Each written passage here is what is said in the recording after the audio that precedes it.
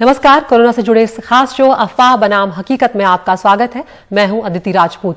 Corona के मरीजों में कई तरह की दिक्कतें पहले ही सामने आ चुकी हैं, जिसमें फेफड़ों की दिक्कतें, रेस्पिरेटरी समस्याएं, दिल से जुड़ी समस्याएं भी लोगों ने झेली। लेकिन एक स्टडी में अब पाया गया है कि कोरोना चुपके से किडनी को भी निशाना बना रहा है और कई मरीज हैं जिन्होंने लॉन्ग कोविड झेला, उनमें किडनी डैमेज तक झेलना पड़ा है। और सिर्फ इतना ही नहीं, कम गंभीर मरीजों में भी किडनी की समस्याएं आने का खतरा जो है वो बना हुआ है। Journal of American society of nephrology की रिसर्च में ये सामने आया है। रिसर्च में 89,216 लोगों का डेटा जो है उसे शामिल किया गया और कई केस में ठीक होने के बाद भी मरीजों की किडनी जो है वो बुरी तरह प्रभावित देखी गई है। हमारे साथ खास मेहमान जुड़ने जा रहे हैं। डॉक्टर इशिता द्विवेदी हैं, न्यूयॉर्क से जुड़ रही हैं हमारे साथ। न्यूयॉर्क यूनिवर्सिटी मेडिकल सेंटर से है वो। डॉक्टर इशिता, सबसे पहले मैं आप ही के पास आना चाहूंगी। बहुत बहुत शुक्रिया, आपने वक्त निकाला हमसे बातचीत के लिए। यहाँ पर आपसे ये जानना चाहूंगी कि ये जो स्टडी सामने आई है, अब तक हम लोग देख रहे थे कि कोविड लंग्स को प्रभावित करता है, दूसरी जो रेस्पिरेटरी प्रॉब्लम्स हैं वो देखने को मिल रही थी, लेकिन अब सामने आ रहा है कि किडनी की समस्याएं आई हैं, यहाँ तक कि डैमेज तक हो गई है लोगों की किडनियां। क्या कुछ वहां पर देखने को मिल रहा है? जी अदिति, ये हमें अभी ज्यादा कोविड के बारे में जानकारी मिल रही है और इस स्टडी से पता चलता है जो अभी नई आई है उससे कि ये कोविड आपके पूरी बॉडी को इफेक्ट कर सकता है, कि मतलब आपकी किडनीज को इफेक्ट कर सकता है, अपने हार्ट को इफेक्ट कर सकता है। और इसमें स्टडी में पता चल रहा है कि काफी ज्यादा जो लोग हैं उनको किडनीज के इफेक्ट हो सकता है और उनको सिम्टम्स भी शायद ना हो। इसीलिए जरूरी है कि एक तो हम प्रिकॉशन ले कोविड से, और अगर कोविड है तो हम डॉक्टर के पास जाएं, अपनी पूरी जांच कराएं, ताकि हमें पता चले जल्दी से जल्दी कि अगर हमारी किडनीज या हमारे हार्ट या हमारे लंग्स को इफेक्ट हो गया है कि नहीं कोविड से। जी डॉक्टर इशिता, क्या सिम्टम्स जो हैं वो मरीजों में देखने को मिले? कैसे पता लगाएं कि किडनी में दिक्कत हो सकती है, क्योंकि अक्सर लोग अपनी सेहत को नजरअंदाज कर देते हैं। जी, जो सिम्टम्स हैं वो आपके अगर जैसे यूरिन में कुछ कमी आ रही है, अगर आप रंग बदल रहा है, या फिर कभी किडनी अगर ज्यादा नुकसान पहुंचाया है तो आपके पैरों में स्वेलिंग हो सकती है, आपको सांस की प्रॉब्लम भी हो सकती है जो आपकी लंग्स के कारण भी हो सकती है। तो अगर ऐसे कोई सिम्टम्स आपको दिख रहे हैं आप कोविड इन्फेक्शन के बाद या कोविड इन्फेक्शन के बिना भी, तो ये जरूरी है कि आप डॉक्टर के पास जाके जांच कराएं। और मैं ये भी बोलना चाहूंगी कि प्रिवेंशन सबसे जरूरी है। तो इसका मतलब कि अगर आप वैक्सीन अभी नहीं लिया है तो प्लीज जाके लें वैक्सीन। ये बहुत सुरक्षित वैक्सीन है और ये सबसे महत्वपूर्ण वे है कि हम कोविड से बचाव कर सकते हैं। तो यहाँ पर डॉक्टर संजीव बागई भी हमारे साथ जुड़ रहे हैं, चेयरमैन हैं नेफ्रो क्लिनिक्स के। डॉक्टर संजीव, बहुत बहुत शुक्रिया, आपने वक्त निकाला हमसे बातचीत करने के लिए। डॉक्टर संजीव, डॉक्टर इशिता हमें बता रही थी कि क्या क्या दिक्कतें वहां पर लोगों को झेलनी पड़ रही है। हमने भी जो दूसरी लहर झेली है उसमें कई लोगों को हमने गंवाया है। ऐसे में यहाँ पर क्या कुछ देखने को मिल रहा है, खासकर किडनी से जुड़ी जो दिक्कतें आ रही हैं कोविड के मरीजों में, उनको लेकर? तो इसमें 3 या 4 अलग अलग प्रकार के ग्रुप्स हैं। एक तो है जो हम कहते हैं एसिम्प्टोमेटिक कैरियर्स, दूसरा है symptomatic carriers, mild, moderate and severe, और जो फिर अल्टीमेटली आईसीयू में जाते हैं, जो वेंटिलेटेड होते हैं, जो रिकवर्ड होते हैं, और लॉन्ग कोविड।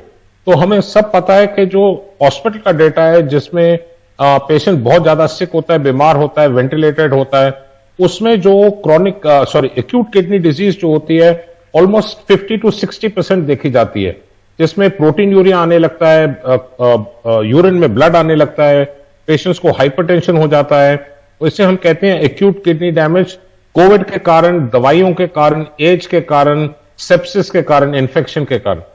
और जो इंपॉर्टेंट चीज है, जो एसिम्प्टोमेटिक कैरियर्स है, जो हम कहते हैं माइल्ड डिजीज है, घर में मैनेज करे गए हैं, ये बहुत महत्वपूर्ण स्टडी है, क्योंकि इसमें पाया गया है कि 15% पेशेंट जो एसिम्प्टोमेटिक कैरियर, मतलब कोई उनको लक्षण नहीं है बट कोविड पॉजिटिव रिपोर्ट है, 30 दिन के बाद 15% स्टिल कैरी जो हम कहते हैं acute kidney injury. 30% are at risk further for developing kidney injury, and 215% मतलब 3 गुना ज्यादा long term permanent kidney damage का रिस्क है। तो जो हम कहते हैं GFR, that is globular filtration rate, उसमें 30% कमी हो जाती है पेशेंट जी। तो जो लॉन्ग कोविड पेशेंट्स हैं, अगर एक्सटर्नली मतलब कोई सिम्टम्स नहीं है, कम से कम 1 महीने के बाद लोकल डॉक्टर का विजिट बहुत जरूरी है। एक सिंपल ब्लड प्रेशर कराइए, एक ब्लड टेस्ट कराइए किडनी फंक्शन का, एंड एक सिंपल यूरिन रूटीन कराइए। फ्यू ₹100 में आपको पूरी तरह जांच हो जाएगी कि अगर आप रिस्क पे हैं या नहीं। बिल्कुल डॉक्टर साहब, यहाँ पर ये भी कहा गया कि 6 महीने तक दिक्कतें रह सकती हैं या फिर आगे आने वाले वक्त यानी कि लंबे वक्त तक भी दिक्कतें रह सकती हैं कई लोगों को। ऐसे में क्या सावधानियां बरती जा सकती हैं, क्योंकि जरूरी नहीं है कि सबका ही डैमेज तक जाए मामला, कुछ लोगों के लिए सिर्फ वो प्रभावित होने तक भी रह सकता है किडनी का हाल। बिल्कुल, जो लॉन्ग कोविड का डिफरेंट कैटेगरीज करी गई हैं, जो हम कहते हैं एक्यूट रिकवरी पीरियड, उसके बाद 30 दिन का पीरियड, फिर 60 दिन का पीरियड, फिर 3 और 6 महीने का पीरियड, और 6 महीने और 1 साल के पीरियड। काफी स्टडीज वर्ल्ड वाइड करी गई हैं जिसमें पाया गया है कि कम से कम 30 और 50% के बीच में 6 महीने के बाद भी कोई ना कोई लक्षण है पेशेंट्स को, और कोई 10 या 15% 1 साल के बाद भी उनको लक्षण होते हैं। जो पेशेंट्स वनरेबल हैं, वनरेबल मतलब जो एक्सट्रीमली क्लिनिकल वनरेबल हैं या एल्डरली हैं, जिनमें कोमॉर्बिड कंडीशंस हैं, उनको ज्यादा सतर्क रहने की जरूरत है। तो ये जो लॉन्ग कोविड है, ये मैंने बहुत बारी कहा है कि ये हमारा नेक्स्ट पेंडेमिक हो सकता है। हमें बहुत ध्यान रखना है। रिकवरी डज नॉट मीन कि आप डॉक्टर के पास रूटीन विजिट के लिए ना जाएं। एक routine blood and urine test बहुत जरूरी है, इसके साथ बहुत सी जानें बच सकती। डॉक्टर साहब, ये भी जरूर बताएं कि क्या खान पान में कुछ खास सावधानियां बरती जा सकती हैं जिससे किडनी फंक्शन जो है वो सही बना रहे? बिल्कुल, हम इसमें मेडिकली कहते हैं जो बिल्कुल डेंजरस एस हो। एस मतलब एस, शुगर ज्यादा, सॉल्ट ज्यादा, स्पिरिट ज्यादा मतलब alcohol, smoking, sedentary lifestyle and stress, ये 6 चीज किडनी को डैमेज करती हैं। पर जो आपके डाइट में है, ज्यादा जंक फूड ना लीजिए, उसमें बहुत ज्यादा कंटेंट सॉल्ट का होता है, उसके साथ बच्चों को भी हाइपरटेंशन हो सकती है। बहुत ज्यादा तली हुई चीज, डीप फ्राइड ट्रांस फैट्स वाली चीज मत लीजिए। रूटीन एक्सरसाइज करते रहिए रिकवरी के बाद, पर पहले 3 महीने में विग्रस एक्सरसाइज नहीं करनी, स्ट्रेनस एक्सरसाइज नहीं करनी। बैलेंस डाइट खाइए, एडिक्वेट अमाउंट ऑफ फ्लूइड्स लीजिए, और एटलीस्ट वंस अ मंथ अपने डॉक्टर के साथ संपर्क करिए पहले 6 महीने के लिए। जी, बहुत शुक्रिया डॉक्टर संजीव वागई, आपने बहुत ही महत्वपूर्ण जानकारियां यहां पर दी हैं। और जिन लोगों ने अभी वैक्सीन नहीं लगवाई है उनके लिए बेहद जरूरी है कि वैक्सीन लगवाएं, क्योंकि जिस तरह से कोरोना है अलग अलग अंगों को प्रभावित कर रहा है, यहां पर बेहद ख्याल रखना जरूरी है। और खासकर वो लोग जो लोग अभी कोविड से ठीक हुए हैं, उन्हें आगे आने वाले लंबे वक्त तक अपना ख्याल रखना है खासतौर से, और कुछ टेस्ट जरूर कराते रहें ताकि पता लगता रहे कि शरीर के भीतर क्या कुछ चल रहा है। एक छोटे से ब्रेक के लिए यहां पर रुक रहे हैं, ब्रेक के उस पार देखना ना भूलें, स्वास्थ्य मंत्रालय ने जारी की है गाइडलाइंस, कैसे करें फर्जी वैक्सीन की पहचान। ब्रेक के बाद एक बार फिर आपका स्वागत है। देश में लग रहे कोविड वैक्सीन असली है या नकली, इसकी पहचान के लिए भारत सरकार ने कुछ पैरामीटर्स जारी किए हैं। दरअसल हाल ही में साउथ ईस्ट एशिया और अफ्रीका में फर्जी कोविशील्ड पाई गई थी और इसके बाद WHO ने नकली वैक्सीन को लेकर अलर्ट जारी किया था। ऐसे मामलों पर ही नकेल कसने के लिए अब सरकार और प्रशासन के साथ साथ आम लोगों को भी जागरूक करने की कोशिश यहां पर की जा रही है। हमारे साथ जुड़ रहे हैं खास मेहमान, डॉक्टर ईश्वर गिलाडा हैं, सचिव हैं ओमैक के। डॉक्टर ईश्वर, बहुत शुक्रिया आप हमसे जुड़े। यहाँ पर अब तक सभी लोग ये सोचकर वैक्सीन लगवा रहे हैं कि जो वैक्सीन हमें लग रही है वो असली होगी, लेकिन कुछ जगहों पर महाराष्ट्र और पश्चिम बंगाल जैसे जगहों पर भी आपको पता है डॉक्टर ईश्वर की मामले आए थे फर्जी वैक्सीन के। ऐसे में अब जब WHO ने अलर्ट किया है, सरकार आगाह कर रही है, तो ये जानना बेहद अहम हो जाता है कि जब हम वैक्सीन लगवाने जाएं तो किन बातों का ध्यान रखें, कैसे पहचाने कि जो वैक्सीन हमें लग रही है वो असली है या नकली।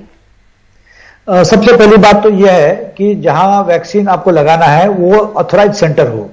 कोई भी कैंप हो रहा है तो वहां के लोकल म्युनिसिपल कॉर्पोरेशन से, गवर्नमेंट अथॉरिटी से या वैक्सीनेशन सेंटर से पूरे पूछ लें। ज्यादा करके कैंप में वैक्सीन लेने की कोशिश ना करें। जहां पे अस्पताल में या गवर्नमेंट के या ऑफिशियल ऑफिस सेंटर्स हैं, प्राइवेट हॉस्पिटल के सेंटर है, वहीं वैक्सीन ले। दूसरी बात यह है कि अगर ऐसा कोई हुआ है किस्सा, उस पर एक्शन होने को बहुत वक्त लगता है, टाइम बाउंड एक्शन नहीं होती है, तो दूसरे स्काउंडरल बहुत है जो और ऐसी कोशिश करेंगे कि डुप्लीकेट वैक्सीन बनाए, कालाबाजारी करे, इधर से उधर हेरफार करे। तो हमें ये कोशिश करना चाहिए कि अगर इसमें कोई पकड़ा जाता है तो सिर्फ क्रिमिनल कोड के अंदर उनको ट्राई नहीं करे, उनको एपिडेमिक एक्ट में और डिजास्टर मैनेजमेंट एक्ट में उन पर सजा की जाए और बहुत जल्दी से जल्दी किस्सा सुलझाया जाए। और तीसरी बात यह है कि ये डिमांड एंड सप्लाई का इश्यू है। जब डिमांड ज्यादा है और सप्लाई कम है तो ऐसा होने वाला है। और जो डिमांड होती है और सप्लाई होता है, उसके अंदर डिमांड जो सप्लाई होता है, एक उसमें आर्टिफिशियल शॉर्टेज है और एक रियल शॉर्टेज है। जो आर्टिफिशियल शॉर्टेज है उसको हमको कम करना चाहिए। जैसे फॉर एग्जांपल अभी क्या हो रहा है कि 5 देश ऐसे दुनिया में जिनके पास एक्सेस वैक्सीन है। उसके अंदर अमेरिका है, यूके है, कनाडा है, जापान है और यूरोपियन नेशंस के कई नेशंस हैं। तो इनके पास कितना वैक्सीन ज्यादा है, अभी एक हिसाब आया है जो international federation of pharmaceutical manufacture association है उनका तरफ से, कि लगभग 2.1 बिलियन यानी 210 करोड़ उनके पास एक्स्ट्रा वैक्सीन पड़े हैं। तो एक तरफ एक्स्ट्रा वैक्सीन पड़ा है, दूसरी तरफ वैक्सीन मिल नहीं रहा है। जो WHO का कोवैक्स प्रोग्राम है, कोवैक्स का प्रोग्राम के थ्रू उनको कम से कम 2 बिलियन वैक्सीन देना था, 200 करोड़ लोग को वैक्सीन देना था। उनका अचीवमेंट 1/8 भी नहीं है, 15% भी नहीं है जी। तो इसका मतलब यह है कि जो ऑफिशियल एजेंसीज है उनके पास शॉर्टेज है, कई लोगों के पास में एक्स्ट्रा वैक्सीन पड़ा है। तो जहां पे शॉर्टेज है, खास करके अफ्रीका में और साउथ एशिया में और साउथ अमेरिका में, वहां लोग कोशिश करेंगे कहीं से मंगाए। अब लेकिन डॉक्टर ईश्वर, यहाँ पर ये भी मैं आपसे जानना चाहूंगी कि जो भारत में सबसे बड़ा अभियान चल रहा है टीकाकरण का, ऐसे में अगर फर्जी वैक्सीन कहीं पर चल रही हैं तो क्या वाकई इस तरह की कोई जांच की जा रही है? और कहीं ना कहीं अगर कहीं पर फर्जी वैक्सीन लगाए जा रहे हैं तो फिर वो हमारे जो अभियान है उसको भी कहीं ना कहीं पीछे कर देगा। फर्जी वैक्सीन का क्या होता है कि हर इंसान उसको फर्जी है क्या डुप्लीकेट है पहचान नहीं सकता है, ओरिजिनल डुप्लीकेट है पहचान नहीं सकता, क्योंकि उसके पास उतने जैसे चलन में नोट होती है, वो नोट देखने के कुछ तरीके हैं, इसके अंदर ये है कि नहीं, वो है कि नहीं, मार्क है कि नहीं। तो कोवैक्स जो कोवैक्सीन है भारत का, उनके पास में वाटर मार्क है। वाटर मार्क में आप देख सकते हैं और उसमें जो फ्लोरोसेंट लाइट में दिखता है, उसके अंदर फ्लोरोसेंट लाइट के अंदर ही कोवैक्स दिखता है। उसके अंदर डीएनए मॉलिक्यूल है हेलिक्स टाइप का, यानी डबल ब्रांडेड। इसके अंदर जो है कोविशील्ड के अंदर ग्रीन कलर का उनका ढक्कन है, ग्रीन कलर का अंदर लिखा हुआ है, लेकिन हर इंसान पहचान नहीं सकता है। तो बेसिकली क्या होना चाहिए कि जो मैन्युफैक्चरर है उसके खुद के इंटरेस्ट में यह है कि वो ऐसे ही रोबस्ट सिस्टम बनाए जिसका कोई डुप्लीकेट बना नहीं सके, इधर उसका कंटेनर या जो उसका पैकिंग है उसका। क्योंकि अगर समझो किसी मैन्युफैक्चरर को एक एक्स अमाउंट वैक्सीन बेचना है और उससे आधे से ज्यादा लोग डुप्लीकेट वैक्सीन चलन में आ रहा है तो उनका सेल मार खाएगा। तो उनके खुद के इंटरेस्ट में भी यह है कि वो ऐसा रोबस्ट सिस्टम बनाए जिसका कोई डुप्लीकेशन नहीं हो सके। और दूसरी चीज है कि सरकार की तरफ से यह अभियान होना चाहिए कि अगर कोई पकड़ा जाता है उसके ऊपर तुरंत कार्रवाई होनी चाहिए, उसको इमीडिएटली सजा होनी चाहिए। हमारे पास देश में ऐसी सुविधा है जैसे फास्ट ट्रैकिंग कोर्ट होते हैं, क्योंकि अगर तुरंत कार्रवाई होगी तो फिर ऐसे लोगों पर, दूसरे लोग अगर ऐसी कोई कोशिश कर रहे होंगे तो कहीं ना कहीं उन पर रोकथाम जरूर लगेगी। डॉक्टर ईश्वर गिलाडा, बहुत शुक्रिया, आपने बहुत महत्वपूर्ण जानकारियां यहाँ पर साझा की हैं। एक बार हम अपने दर्शकों को भी यहाँ पर बताना चाहेंगे ग्राफिक्स के जरिए कि कैसे कर सकते हैं असली और नकली टीके की पहचान। यहाँ पर सरकार ने जो स्वास्थ्य मंत्रालय ने जो गाइडलाइंस जारी की उसके जरिए ही हम आपको ये सब बता रहे हैं। यहाँ पर अगर कोविशील्ड की बात की जाए तो बोतल पर SSI का प्रोडक्ट लेबल भी यहाँ पर होगा। इसके अलावा गहरे हरे रंग का प्रोडक्ट लेबल होगा वो, जिससे आप पहचान सकते हैं। ट्रेडमार्क के साथ ब्रांड का नाम होगा, जेनेरिक अक्षर बोल्ड में नहीं लिखा होगा। इसके अलावा नॉट फॉर सेल की मुहर उस पर लगी होगी, एल्यूमिनियम की सील लगी होती है। तो ये कुछ तरीके हैं जिससे आप कोविशील्ड वैक्सीन जो है उसकी पहचान कर सकते हैं। अगर कोवैक्सीन की बात की जाए तो यहाँ पर शीशी पर यूवी हेलिक्स बना होगा, डीएनए की तरह जो शेप होता है वो, अल्ट्रावायलेट रोशनी में उसे देखा जा सकता है। कोवैक्सीन की एक्स स्पेलिंग जो है उसमें एक्स का ग्रीन फॉइल जो है वो इफेक्ट नजर आएगा। इसके अलावा कोवैक्सीन की जो स्पेलिंग है उसमें होलोग्राफिक इफेक्ट भी दिखेगा जिससे पहचान की जा सकती है। और ये अपने आप में बहुत महत्वपूर्ण बिंदु है, अगर इनको ध्यान रख सकते हैं तो थोड़ा सा हम भी जागरूक होकर गलत जो वैक्सीन है उसको पकड़ सकते हैं। इसके अलावा अगर स्पुतनिक वी की बात की जाए तो ये भारत को अलग अलग प्लांटों में आयात किया गया है। भारत में दोनों के लेबल में मैन्युफैक्चरिंग जो कंपनी है उसका नाम जरूर लिखा होगा, एल्यूमिनियम की जो सील है वो होगी और बाकी चीजें दूसरे वैक्सीन की तरह ही होगी। तो इस तरह से आप बच सकते हैं। तो वैक्सीन जरूर लगवाएं, लेकिन असली या नकली की पहचान भी की जा सकती है। आज के लिए इतना ही, नमस्कार।